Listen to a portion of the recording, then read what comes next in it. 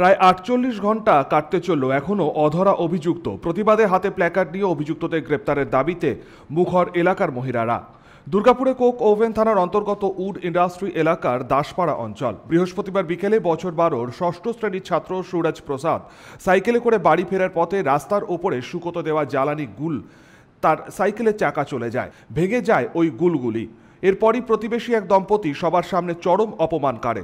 অপমান সহ্য করতে না পেরেই ঘরের ভেতরে গিয়ে আত্মহত্যার পথ বেছে নেয় ষষ্ঠ শ্রেণীর ছাত্র সুরজ।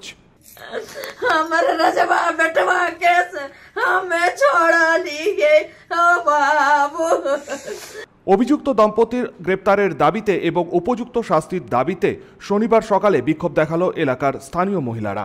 তাদের অভিযোগ, অসামাজিক কাজকর্মের সঙ্গে যুক্ত ছিল অভিযুক্ত ওই দম্পতি। দ্রুত তাদের গ্রেপ্তারের দাবি তোলেন এদিন তারা।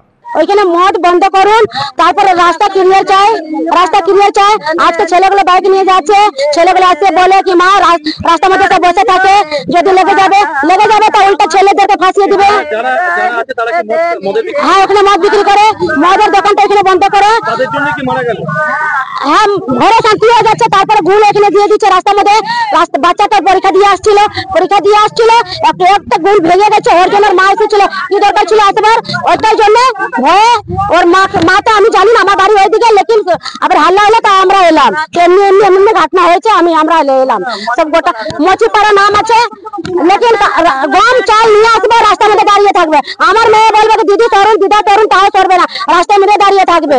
আমরা চাইছি তাদের জন্য শাস্তি হয়। তারা যেটা করেছে, তারা চাইছে যে ভালো করেও বাড়িতে এসে বলতে পারতো, তারা গালাগালি না করে, অপমান না করে, যদি মা বাবাকে ভালো করে বোঝাতে পারতো, বলতে পারতো, ছেলেটাকে বোঝাতে পারতো, তাহলে হয়তো সে আজকে মরতো না।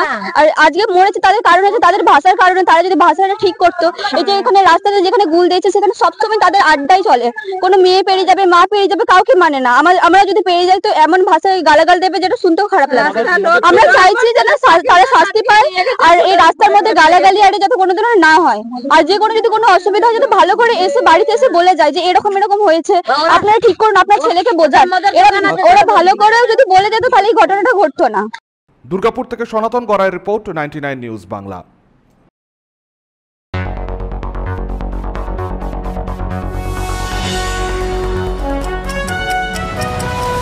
আপনারা দেখছেন 99 নিউজ বাংলা।